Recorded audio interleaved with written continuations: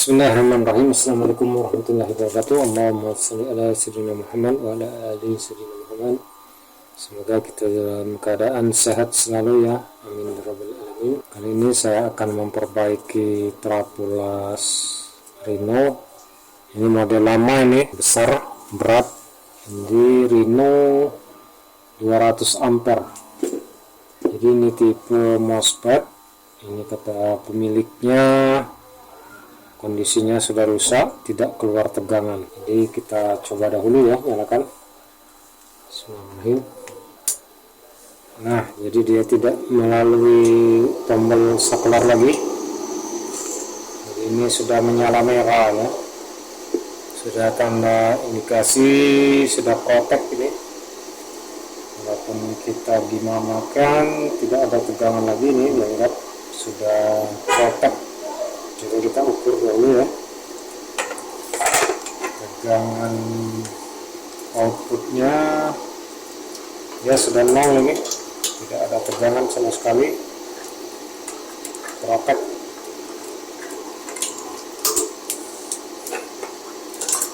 Kita matikan dulu ya, jadi tombolnya tidak berfungsi, langsung matikan lewat steker. Jadi kondisinya sudah protek ini. Kita coba bongkar dahulu.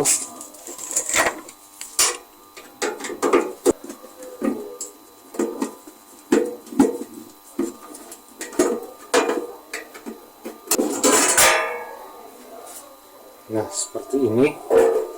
Jadi biasa saja ya untuk trapulas 200 ampere. Coba kita cek ini ya, MOSFET.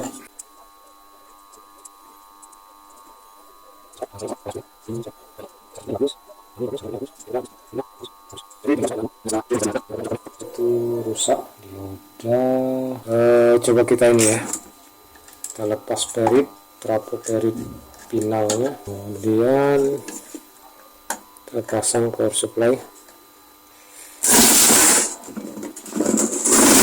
Kita lihat lampu proteknya apakah masih menyala. Jika lampu proteknya menyala, artinya bukan dari trapo finalnya. Kita coba, bismillahirrahmanirrahim. Oh, masih menyala ya.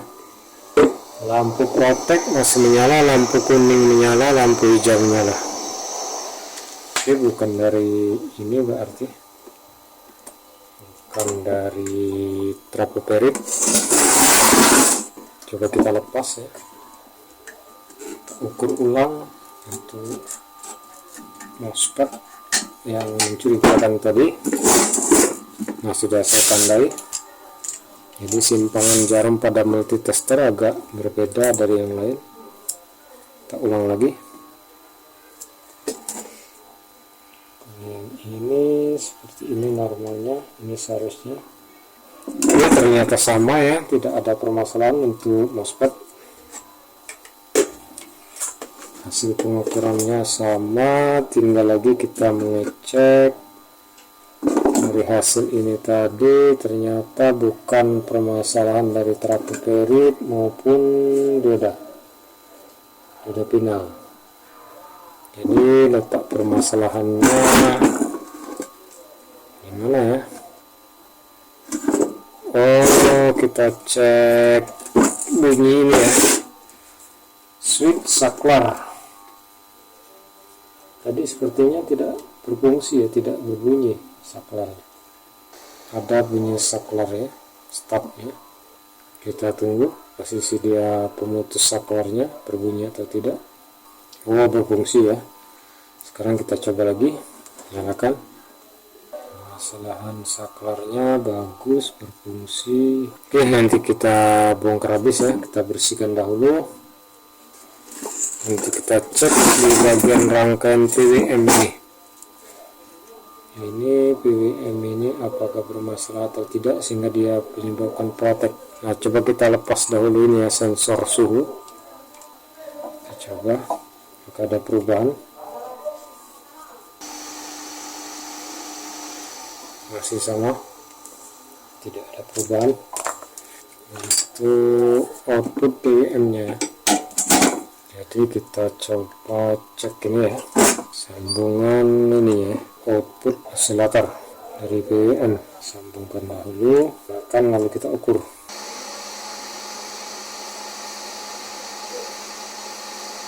Ini sudah mengarah ke rangkaian PWM ini ya, osilator. Jadi tadi diukur di output osilator ini PWM nya tidak mengeluarkan tegangan frekuensi untuk menyuplai ke osilator gate drive. Ini sudah dinyatakan di sini yang bermasalah. Nanti kita cek di mana ini permasalahannya, apa di IC. Nanti kita cek IC ini, biasanya seri KA3525 biasanya bermasalah di sini. Nanti saya lanjut video berikutnya. Saya bersihkan dahulu ini, kemudian sudah mengarah ke rangkaian osilator PWM ya, bagian IC. Ternyata PWM nya tidak bekerja.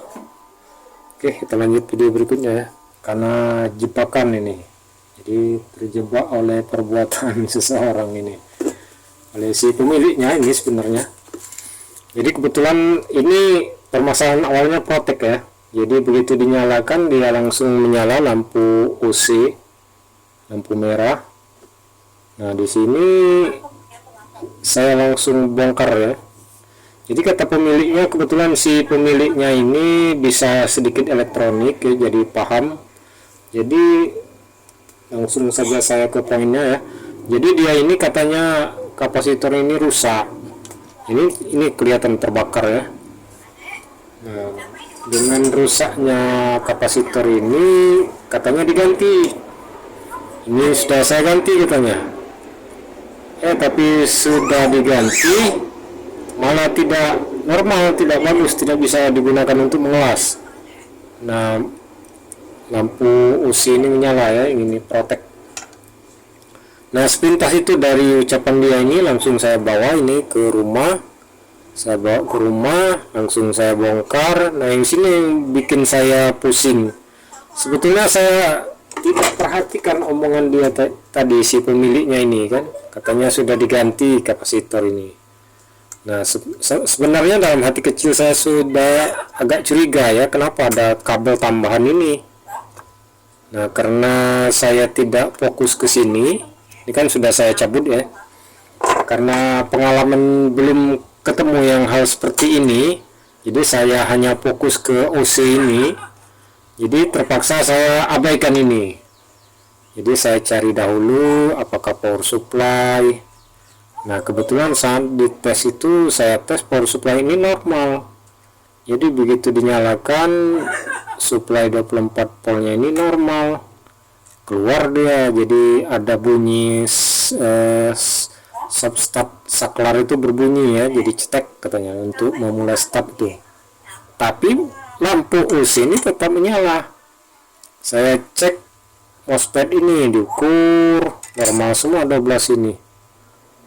Nah, jadi saya bingung ya ini. Akhirnya saya cek di dioda, kemungkinan dari dioda ya, bisa jadi ada satu yang short mengakibatkan beban lebih sehingga lampu protek ini menyala. Saya cek sampai berulang-ulang tidak ada yang short ini. Nah, akhirnya saya bingung ini. Diotak-atik yang lain. Akhirnya saya mengarah ke ini ya, pengecekan di blok PWM ini. Nah, saya cek di sini di tegangan out PWM ini kan ada 4 MOSFET ya, penguat akhir IRFZ ini. Saya cek di tegangan outnya ini tidak ada tegangan. Nah, saya sempat menebak kemungkinan di PWM ini yang bermasalah. Jadi saya istirahat dahulu. Beberapa hari berikutnya saya lanjut lagi perbaiki. Saya mengarah ke IC ini, saya bandingkan, diukur ya kondisi IC yang ini IC audio CA4001 kalau tidak salah, KA 3525 ya ini. Nah, saya cek, saya bandingkan dengan kebetulan ada yang masih bagus ya, normal dia. Nah ini kan saya bandingkan dengan punya saya ini yang normal, masih bagus. Ini tidak ada kerusakan dari sini. Ini yang bikin saya pusing itu. Power supply ini bagus, MOSFET bagus. Saya akhirnya coba cek lagi ini ya, driver ini bagus semua.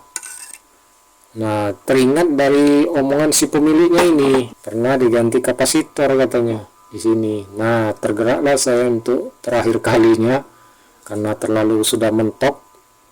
Bagian mana lagi nih yang rusak? Ini tidak sempat ya saya drive GDT ini, tidak saya cek karena tidak di sini permasalahan menurut pemikiran saya. Akhirnya saya bongkar ini, saya cabut semua kapasitornya ini. Nah, ini 3 buah. Ini untuk kapasitas 200 ampere ya. Jadi dia 3 buah, kalau yang 160 ampere dia 2 buah. Akhirnya saya cabut, saya cek. Nah, timbul curiga saya, kenapa ditambah kabel ini? Memang katanya waktu itu terbakar ya di bagian PCB ini. Mungkin meledak kapasitornya ini, digantinya. Nah, yang saya curiga itu kenapa ada kabel ini, apa fungsinya ini. Akhirnya saya cabut, saya teliti, saya bersihkan, cek. Ini setelah dicek, ini kan sambungannya tersendiri. Ini dua layer ini, layer bawah, ini kabel. Sedangkan yang di sini disambung ke sini.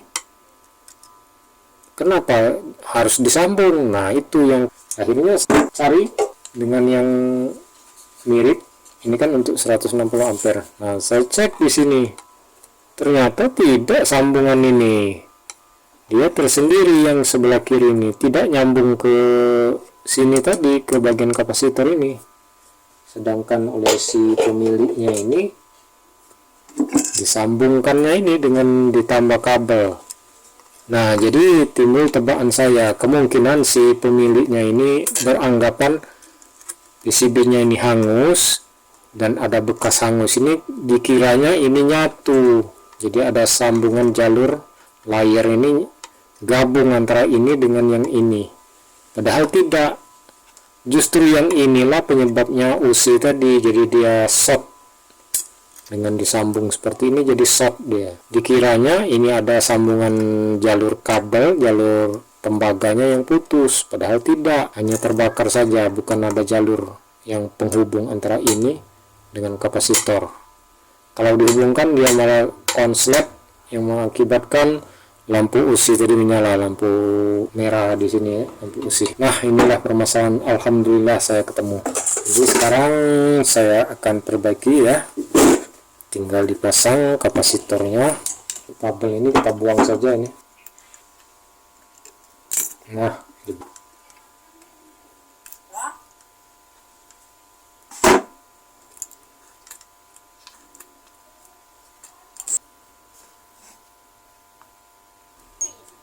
ditambah kawat tembaga.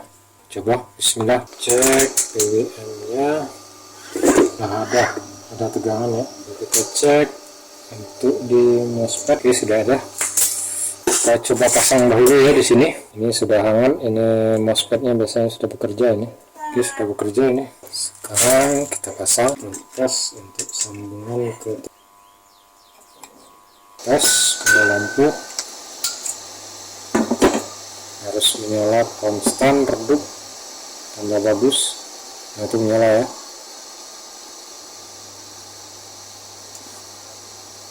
Oke, sudah normal. Tinggal ditutup casing, matikan dahulu. Tutup dengan casing. Sebentar saya ambil casingnya.